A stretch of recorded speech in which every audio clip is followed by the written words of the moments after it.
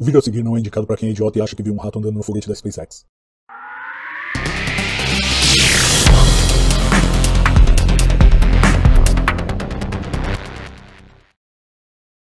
Um grupo de pesquisadores brasileiros bolou um jeito legal de procurar planetas extragalácticos sem ter de olhar para fora da nossa galáxia, o que exigiria telescópios além da nossa capacidade tecnológica atual.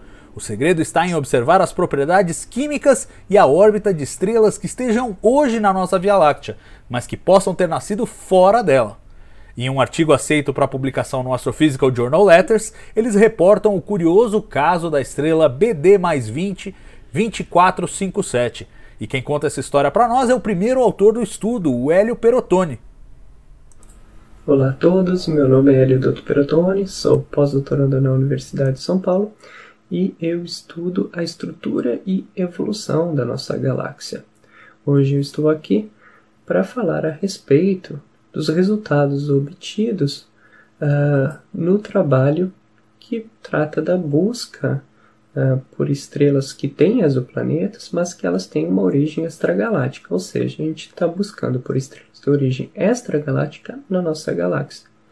Por fim, a gente está buscando, para resumir mais ainda, por exoplanetas extragalácticos. Então, para fazer uma introdução, na literatura recente, o advento do telescópio Gaia, que mede com precisão a posição, o movimento próprio, as distâncias das estrelas, ele revolucionou a nossa visão a respeito da estrutura e evolução da Via Láctea. E isso ocorreu pois foram encontradas diversas estruturas na nossa galáxia em espaços de parâmetros orbitais. Mas o que são esses espaços de parâmetros orbitais? Os parâmetros orbitais são obtidos, na realidade, a partir do estudo da órbita de estrelas ao redor do centro da nossa galáxia. Algumas características são um pouco mais complexas para explicar, então eu vou pegar algumas mais simples. Por exemplo, uma das características que a gente pode obter a partir dessa análise é a excentricidade, ou seja, uma elíptica órbita de uma estrela ao redor do centro da galáxia. Ou outra característica é se essa estrela tem uma órbita prógrada, no sentido dos braços espirais, ou se ela tem uma órbita retrógrada, que é contrária, por exemplo, ao movimento do disco da galáxia. E essas características, elas, na verdade, essas características mudam de acordo com a componente galáctica. As estrelas que pertencem ao disco da galáxia, elas irão ter uma órbitas, a característica principal delas vão ter órbitas praticamente circulares, prógradas, e que tem uma pequena excursão do plano galáctico, elas não se distanciam muito do plano galáctico. Já aquelas estrelas pertencentes ao halo, ou na verdade foram acretadas, fazem parte de acreções pela galáxia, podem ter órbitas retrógradas, ou extremamente excêntricas e que acabam se afastando significativamente do plano galáctico. Então, como mencionei há pouco, através das características orbitais das estrelas, foi possível encontrar diversas estruturas na galáxia que possivelmente têm uma origem extragaláctica. E seriam essa possível origem extragaláctica, seriam de acreções de galáxias anãs, ou seja, galáxias que são pequenas, que têm baixa massa e que sofreram fusão com a nossa galáxia bilhões de anos atrás. Uma dessas galáxias, por exemplo, é a Gaia Enceladus, que estima ter sido fundida ou ter sido acretada pela Via Láctea aproximadamente 10 bilhões de anos atrás. Então, dada essa informação, nós nos questionamos se já poderia existir alguma estrela que tenha exoplaneta confirmado que teria órbita ou características orbitais similares àquelas de estrelas acretadas pela nossa galáxia. Dessa forma, nós nos questionávamos se alguma estrela que tem exoplaneta já descoberto poderia ter sido formado em outra galáxia, ou seja, existiria já algum exoplaneta extragaláctico.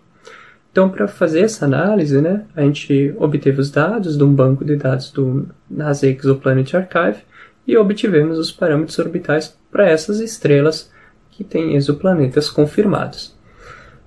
Para nossa surpresa, né, a estrela BD mais 2457, que tem 2 exoplanetas, tem características orbitais de pertencer, sim, ao Gaia Enceladus. Então, aí, nesse ponto, né, do trabalho, a gente tinha um ponto indicando que a gente podia ter, sim, uma estrela com exoplaneta com características de ter sido acretada. Mas isso era uma análise dinâmica. A gente também precisava fazer uma análise, né, química para termos certeza a respeito da sua origem. Para isso, então, a gente investigou a composição química da estrela BD mais 202457. E aqui é importante dizer, né, que a composição química das estrelas contém memória do ambiente no qual elas foram formadas. Então, dessa forma, né, do modo simplificado, a partir dessa informação, nós podemos até distinguir se uma estrela foi formada na Via Láctea ou, né, se porventura ela tem uma origem extragaláctica.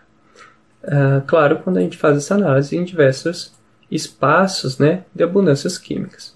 E aí, nessa análise, né, das abundâncias químicas, nós identificamos que a estrela BD mais 202457 tem propriedades químicas que são similares àquelas do disco da Via Láctea.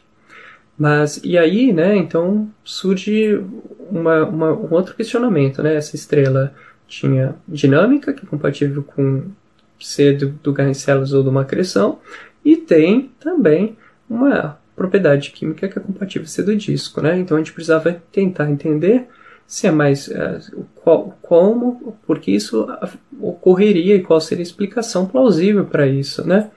Então, estudos, né, recentes apontam, né, que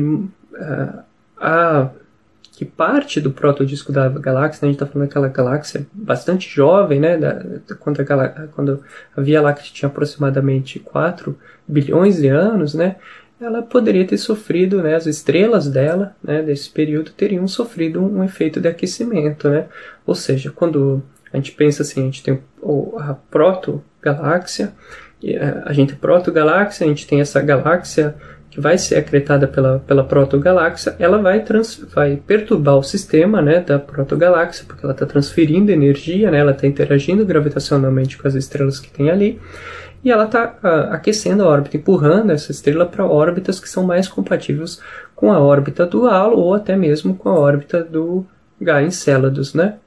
Então, desse ponto de vista, né, algumas estrelas do protodisco da galáxia poderiam ter a órbita semelhante a estrelas do Gaia Enceladus. Então isso resolveria a questão, né? Uma estrela que tem química compatível com o disco, né, com esse protodisco da galáxia, e tem uma órbita que é compatível com o do Gaia Enceladus, e isso ocorreu devido à fusão.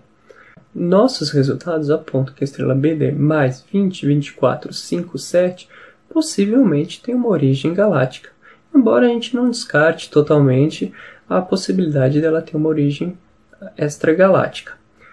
Além disso, independente da sua origem, né, esse estudo, que é pioneiro, ele nos mostra que é possível estudar propriedades de exoplanetas extragalácticos aqui dentro da nossa galáxia. Para isso, a gente não precisa apontar o nosso telescópio para Andrômeda, para a pequena nuvem de Magalhães ou para a grande nuvem de Magalhães. A gente pode fazer esse tipo de ciência aqui dentro da nossa própria galáxia.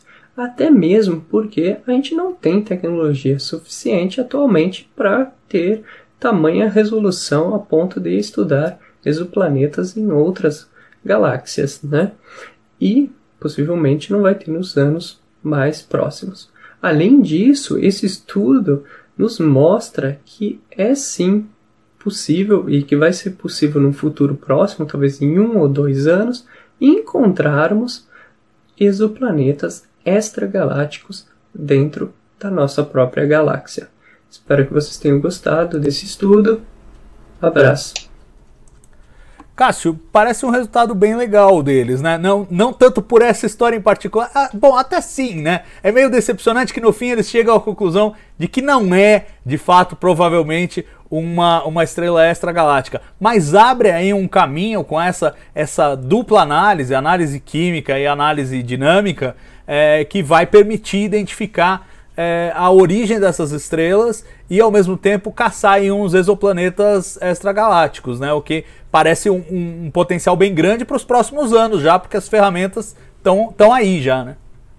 Não, exato, bacaníssima a pesquisa, né? E legal quando tem aí o autor vindo falar aqui com a gente e fica, né? Não tem muito o que complementar, né? Só de elogiar o trabalho, parabéns. O Hélio, colega meu também de pesquisa, né? Nós estamos juntos num projeto no S+, alguns comitês diferentes, mas sempre interagindo, e ele estava comigo no eclipse do ano retrasado, em 2019, que a gente foi, ano passado a gente não conseguiu ir por causa dessa pandemia, mas ele apresentou bastante bem, né? A pesquisa dele é muito legal, esse resultado muito interessante, e realmente é uma pena que a gente não consegue cravar que seja, né, de fora, mas mostrou aí um caminho para a gente procurar, mostrou um resultado bastante interessante, né, uma perspectiva, porque como eu estava falando, a gente pensa sempre em extragaláctico, né, a gente vamos fazer um estudo de planetas fora da nossa galáxia, é inviável tecnologicamente por enquanto. Pensa-se com a nova geração de supertelescópios, de telescópios extremamente grandes, que possa chegar na pequena nuvem de Magalhães, a grande questão aqui.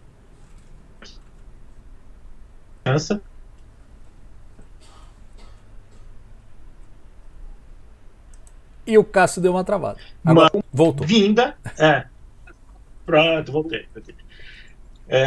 Tem aí então uma perspectiva da gente ter acesso, né, a uma galáxia que colidiu no passado e que a gente veja aí os restos dela com a gente viajando no halo, né? Então, dinamicamente tudo indica, tudo aponta que seja realmente de fora da nossa galáxia, mas a composição química, né, que como o Hélio falou, guarda um pouco guarda a história, né, guarda o passado, mostrou que poderia ter sido do nosso disco quando houve essa colisão, que com o aumento de energia fez um processamento, né, diferente quimicamente. Então, né, infelizmente, a gente tem que nos render a essas evidências. Pode ser uma outra explicação, né, mas que ainda não dá para dizer que realmente não é, porque a evidência dinâmica é muito forte, né? Ela está no nosso halo com todas as características de ter sido realmente puxada e segurada dessa colisão. Então, quem sabe a gente conseguindo aí melhorar essa história da composição química, a gente consiga ter mais surpresas com isso, mas é bacana, muito realmente interessante mesmo pensar nessa perspectiva, né? Boa, e só para lembrar o pessoal aí que o Hélio faz parte do canal AstroTubers, que nos cedeu gentilmente o Hélio aqui para esse vídeo. Então depois dá uma passada lá no canal no AstroTubers e confere o conteúdo deles.